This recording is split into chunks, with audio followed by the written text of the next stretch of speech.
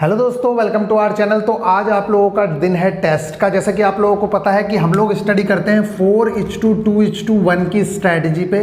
मतलब हम 4 दिन पढ़ते हैं और 4 दिन का मतलब है मंगलवार से लेके शुक्रवार तक हम लोग पढ़ते हैं और उसके बाद हम लोग सैटरडे और संडे को रिवीजन करने के बाद संडे की इवनिंग में टेस्ट देते हैं और मंडे को इन दोनों टेस्ट का एनालिसिस करते हैं जो हमने संडे को दिए।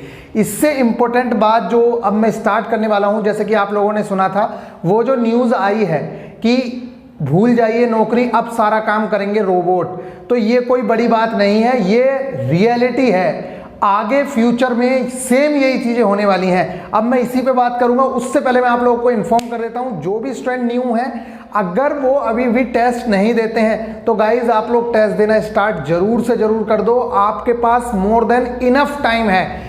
अगर जुलाई में पेपर हो रहा है तब भी आपके पास पूरा टाइम है और आप अपना रिवीजन करके टेस्ट दीजिए। आप लोगों को अपने मार्क्स में इंप्रूवमेंट 100% दिखेगा।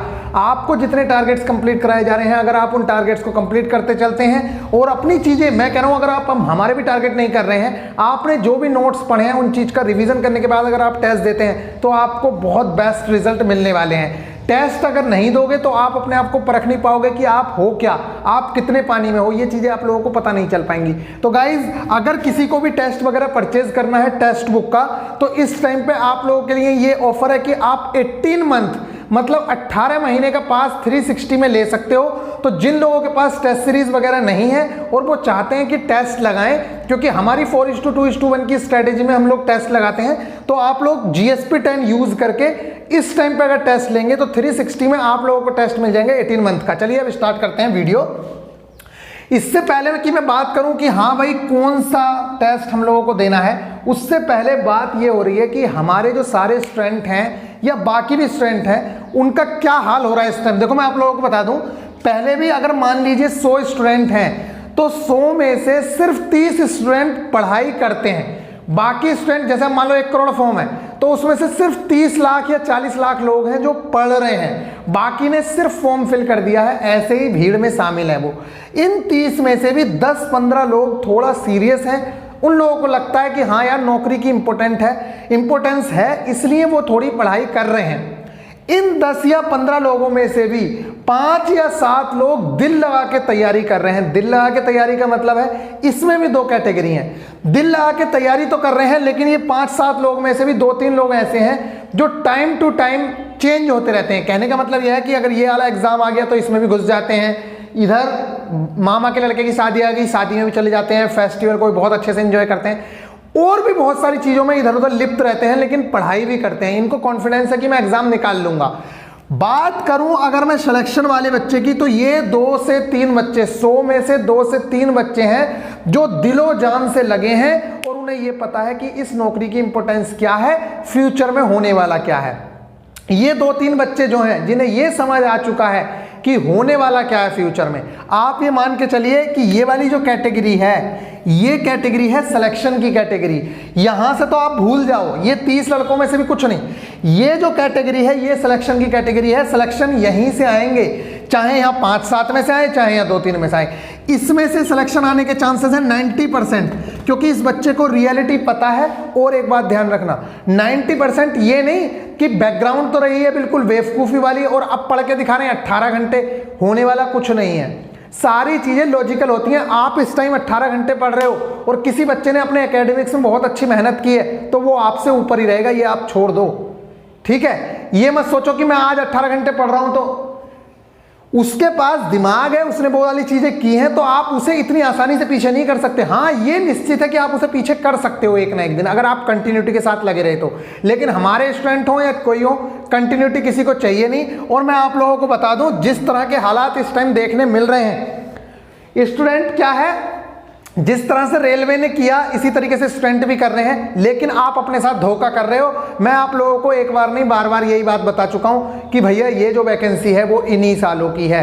ये वैकेंसी सच में 22-23 की ही है। 18 के बाद जिस तरह से ALP की वैकेंसी 23 में दिखनी है, 18 के बाद जिस तरह से वैकेंसी किस में दिखनी है, 23 में, क्योंकि 24 में इलेक्शन है, उससे पहले 23 में वैकेंसी दिख सकती है। इसी तरीके से ग्रुप डी की वैकेंसी दिखनी थी, लेकिन उस टाइम पे माहौल बनाने के लिए वो वैकेंसी आई और वो वैकेंसी पूरी भी इन्हीं ईयर्स में होगी। इसलिए आप ये ध्यान रखिए, आप नसीब वाले हो कि आपने उस टाइम पे फॉर्म फिल कर दिया। आपका जो कंपटीशन है वो थोड़ा कम हो गया। अगर आज फॉर्म आ जाए तो 40-45 लाख बच्चा और घुस जाएगा उसमें, और आप मान के चलिए 40-45 लाख बच्चे में से जो 1 लाख सीटें हैं उसमें से कम 30% सीटें वो खींच लेंगे। इसलिए आपको अब प्रेजेंट सिचुएशन के हिसाब से सोचना चाहिए। अब देखो, जो आप कर सकते थे, जो करना था वो तो आपने कर लिया, और मैं अभी भी ये कह रहा हूं अगर जल्दी पेपर हो सकता है तो करवाने की कोशिश की जाए, हम भी आपके साथ हैं। लेकिन अगर पेपर जुलाई में ही हो रहा है तो आप लोगों को दिन रात एक करके मेहनत करनी है कि हाँ भाई जुलाई में पेपर हो रहा है। और मैं अभी भी बता दूं, अभी भी मार्जिन लेके चलना कि 1 आध महीना पीछे हट गया पेपर, तब भी आपको रुकना नहीं है, क्योंकि सच में वैकेंसी है ही इन सालों की, और ये कंप्लीट भी 23 तक ही होगी। ठीक है, हो सकता है कि बहुत जगह पर, क्योंकि एक पेपर हो गया बस और उसके बाद डायरेक्ट इसमें फिजिकल होता है और बहुत जल्दी से फिजिकल मेडिकल हो जाता है। लेकिन आप ये मान के चलिए वैकेंसी सच में 22-23 की है, क्योंकि 18 के बाद 64,000 वैकेंसी के बाद जो वैकेंसी आनी थी वो आनी इसी साल में थी। इसलिए आप पॉजिटिव सोच रखिए और अपनी तैयारी को बहुत अच्छे से बूस्ट दे दो।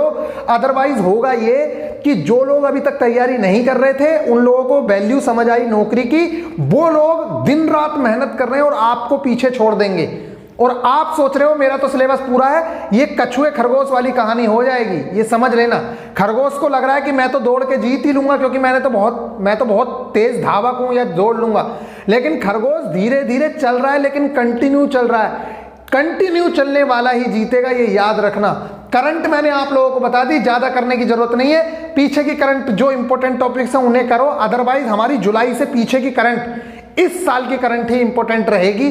अदरवाइज इसके अलावा जितनी मोस्ट इंपॉर्टेंट चीजें हैं वो हम कवर करेंगे, अदरवाइज हमें बाकी चीजें करने की जरूरत नहीं है, कुछ ज्यादा ही अदरवाइज हो गया। ठीक है, चलो तो गाइज आज जो आप लोगों को टेस्ट लगाना है, टेस्ट नंबर जो 18 अक्टूबर, वो 23 अक्टूबर को टेस्ट हुआ है।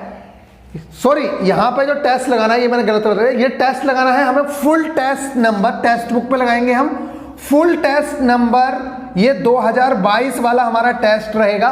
फुल टेस्ट नंबर हम लोगों को लगाना है 15।